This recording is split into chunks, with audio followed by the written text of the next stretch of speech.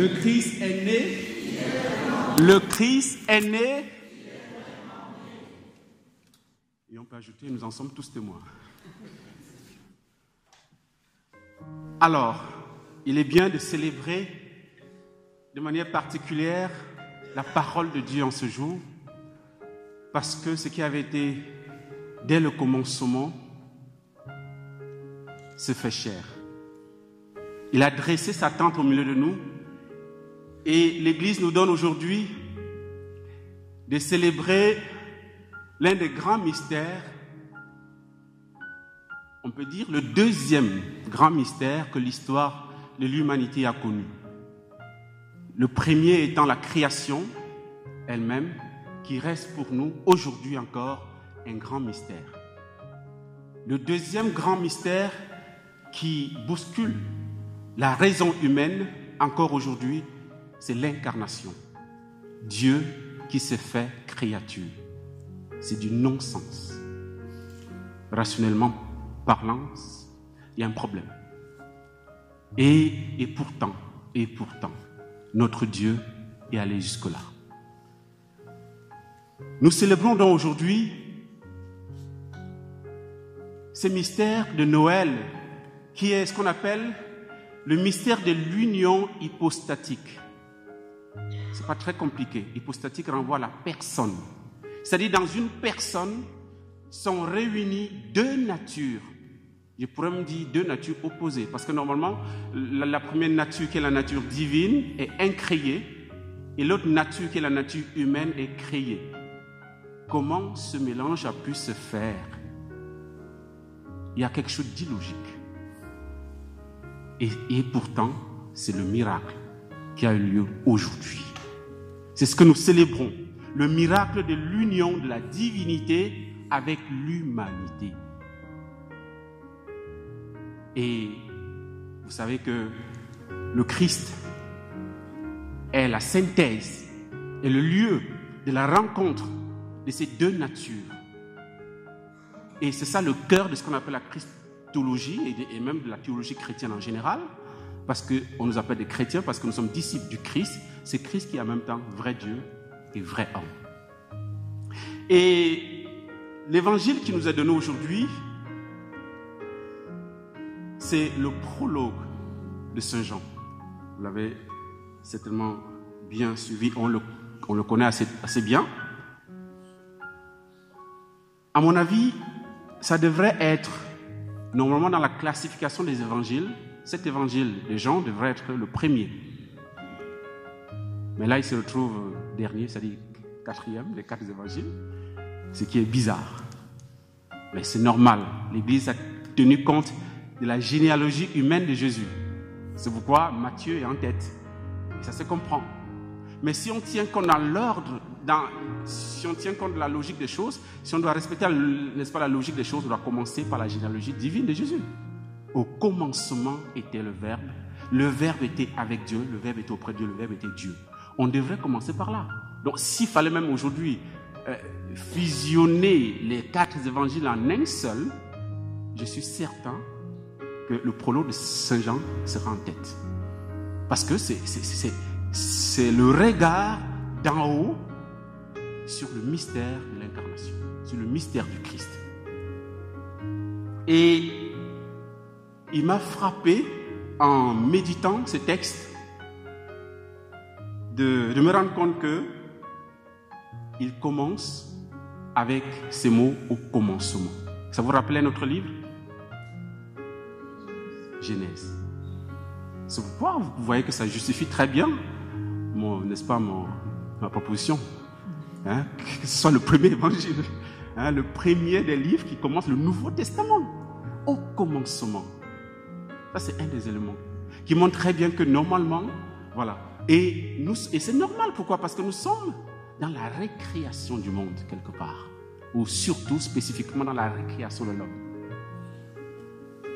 Et il m'a semblé qu'il y a un grand parallèle entre les deux. Entre Genèse chapitre 1 et Jean chapitre 1. Je me suis attardé sur Genèse chapitre 1, le verset 3, qui dit ceci. Dieu dit que la lumière soit et la lumière fut. Dieu vit que la lumière était bonne et Dieu sépara la lumière des ténèbres et appela la lumière jour, il appela les ténèbres nuit. Il eut un soir, il eut un matin, premier jour. Il y a quelque chose d'énigmatique. Je ne sais pas si vous avez remarqué en écoutant, mais que la lumière soit et la lumière fut. C'est quoi cette lumière? Vous la connaissez? Si vous la connaissez, vous me donnez la réponse. Mais j'ai regardé dans le texte, je ne vois pas à quoi renvoie cette lumière. Dieu dit que la lumière soit et la lumière fut. Quelle lumière? Et il sépara la lumière. Et il faut remarquer qu'il n'a pas créé les ténèbres. Il a créé la lumière. Les ténèbres, non. Il sépara la lumière des ténèbres. La lumière, c'est quelle lumière? Ça vient d'où? C'est où? Il a créé la lumière, oui, d'accord. C'est où? Il n'y en a pas. C'est pas visible, n'est-ce pas, dans le texte? C'est le 4e jour que Dieu créa le soleil et la lune. Entre-temps, qu'est-ce qui éclairait le monde? C'est quelle lumière? C'est quelle lumière matérielle qui éclaire le monde? Et ça, j'ai compris en méditant. Je ne sais pas si j'ai compris, mais en tout cas, je fais une approche avec l'évangile de ce jour. Il est dit dans Jean, le verset 4 et suivant, en lui était la vie et la vie était la lumière des hommes. La lumière brille dans les ténèbres et les ténèbres ne l'ont pas arrêté. Dieu sépara la lumière des ténèbres. Et Jésus se présente ici, en fait, on présente Jésus ici comme étant la vie, et cette vie était la lumière des hommes. Et la lumière brille dans les ténèbres. Autrement dit, il y a conflit même entre la lumière et les ténèbres. Il y a séparation comme à l'origine. Il y a opposition. Dieu crée la lumière le premier jour de la création et il n'y a pas de lumière matérielle. Cette lumière matérielle, à mon sens, c'est aujourd'hui qu'elle s'est fait voir, qu'elle prend chair, qu'elle prend corps dans notre monde. C'est pourquoi depuis hier soir, en passant par la messe de l'aurore de ce matin, les textes qui sont présentés, que l'Église nous donne à méditer, parlent de la lumière. Jésus est la véritable lumière qui vient éclairer tous les hommes, qui vient éclairer le monde, qui vient donner sens au monde. Et c'est vrai, vous allez me dire, mais Jésus, il est créé dès le début. Oui, mais pourquoi pas? Dans le projet de Dieu. Il est dit dans Proverbe 8, le verset 22 à 23, le Seigneur m'a créé prémisse de ses voies. Là, il s'agit de la sagesse qui parle. Le Seigneur m'a créé prémisse de ses voies avant ses œuvres depuis toujours. Dès l'éternité, je fus formé. Dès le début, avant les origines de la terre, quand les abîmes n'existaient pas encore, je fus enfanté. C'est vrai que ce texte est souvent présenté pour parler de Jésus, mais aussi de Marie. Parce que n'oublions pas que Jésus n'est pas une créature, mais il a pris la nature de créature. Et il a pris cette nature de créature chez qui? Chez la Vierge Marie. Pourquoi cette lumière que Dieu crée, dont on ne voit pas, ne pourrait pas être quelque part l'annonce de l'Immaculée Conception? J'ai fermé la parenthèse, c'était juste une digression. Alors, cette lumière est créée le premier jour. Nous sommes le premier jour de la récréation du monde. Il y a une connexion, à mon avis, extraordinaire. Et Dieu nous invite aujourd'hui à contempler dans le Christ celui qui est le premier-né de toute créature, nous dit Saint Paul dans l'épître aux Colossiens. Il est le premier-né de toute créature. Autrement dit, cette lumière créée dont on ne voit pas, était déjà le Christ. C'était déjà le Christ. Que l'Église nous donne aujourd'hui, de célébrer la naissance, autrement dit la manifestation visible de cette lumière. Le Christ, l'enfant qui nous est donné de célébrer, d'adorer aujourd'hui, est lumière, est notre lumière. Et il y a 3 choses qui, à mon sens, peuvent être retenues, peuvent donner, en fait, 3 choses qu'on peut retenir de cette fête aujourd'hui, à la lumière de l'Évangile, évidemment. Il y a 3 choses. Premièrement, la nativité du Christ, Noël, donne sens à la nature humaine. Il y a une assomption de la nature humaine aujourd'hui. L'homme est divinisé. Puisque Dieu a pris, s'est mêlé à la pâte humaine, il lui a donné la nature, sa nature à lui. Il a donné la nature divine à l'homme. Il y a une sacralité, une sacralisation, si on peut dire, une divinisation de la nature humaine aujourd'hui. Nous sommes devenus véritablement des fils de Dieu. C'est ce que, n'est-ce pas, va dire Jean dans cet évangile. Le sens que Noël nous donne, le premier sens aujourd'hui, c'est que nous ne sommes pas comme les autres créatures de la terre et du monde et du cosmos. Dieu donne sens à ce que nous sommes. Il donne la finalité. Parce que la lumière, c'est là. Les ténèbres nous empêchent de voir la finalité. Mais la lumière du Christ nous rétablit vers la cible, vers la fin, vers la finalité, vers le sens véritable de notre vie. Deuxième chose, la victoire de la lumière sur les ténèbres.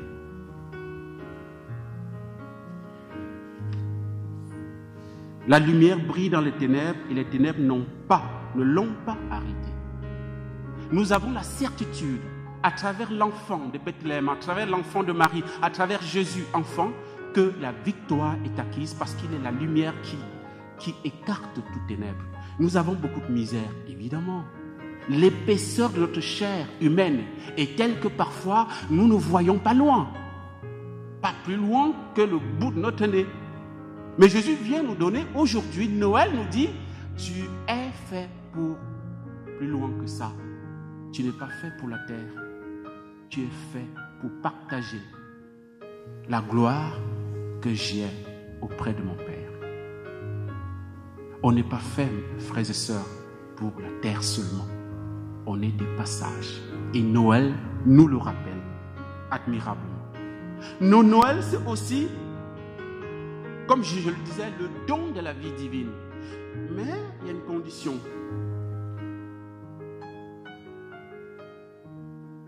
Il nous est dit dans l'évangile que nous avons entendu au verset 12,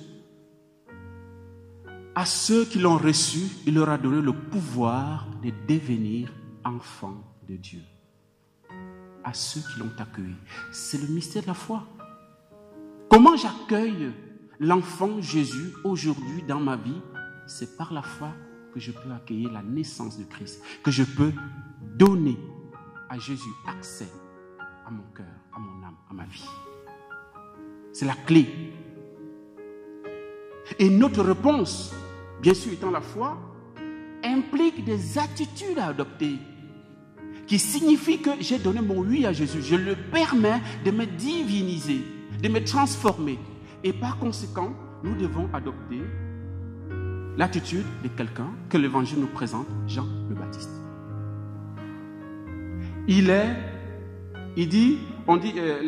L'Évangile dit, Jean le Baptiste lui rend témoignage en proclamant, c'est de lui que j'ai dit, celui qui vient derrière moi est passé devant moi, car avant moi, il était.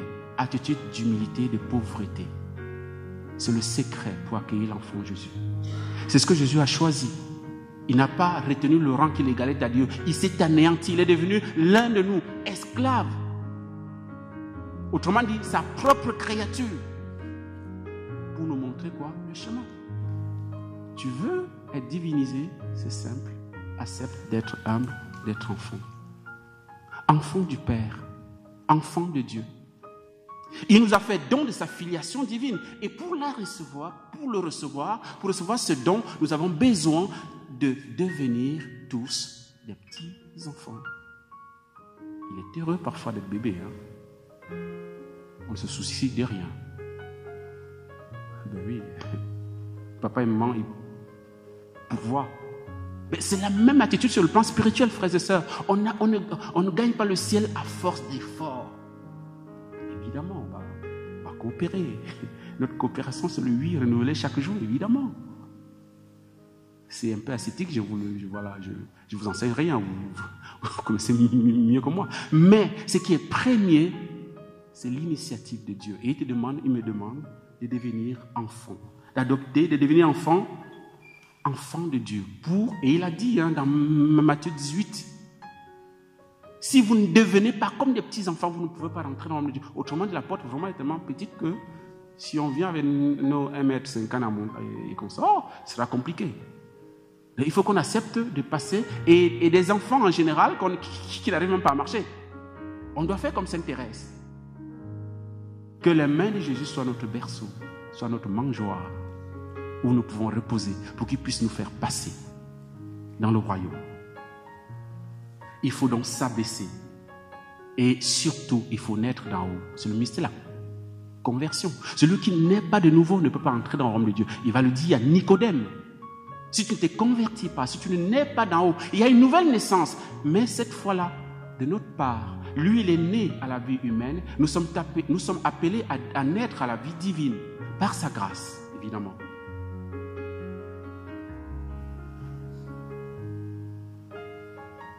Et autre chose, c'est que Jean le Baptiste a rendu témoignage à la lumière, frères et sœurs. Ce n'est pas pour nous, Jésus. Il n'est pas notre bien personnel, notre bébé qui doit rester, on doit le cajoler, le caresser et tout, mais il faut le donner au monde. Il faut le donner au monde. Il faut rendre témoignage de cette lumière qui habite nos cœurs à partir d'aujourd'hui, parce qu'il nous a visités. Et nous ne pouvons pas éteindre cette lumière, parce que partout où nous passerons, cette lumière doit écarter, doit éloigner les ténèbres. La dimension du témoignage est fondamentale aussi dans le mystère de Noël. Le mystère de Noël s'accomplit, frères et sœurs, en nous lorsque le Christ prend forme en nous. Saint Paul dira, ce n'est plus moi qui vis, c'est le Christ qui vit en moi.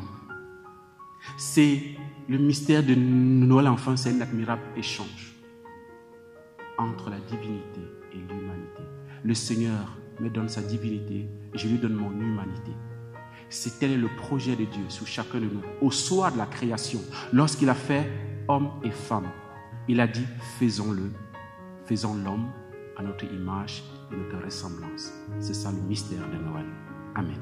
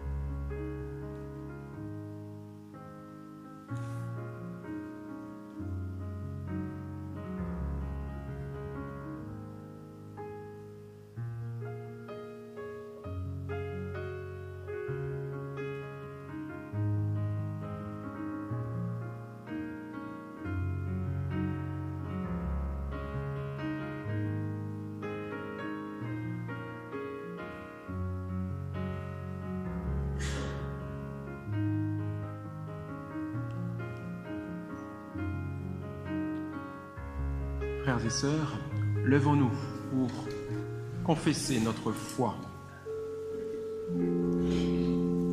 Je crois en un seul Dieu.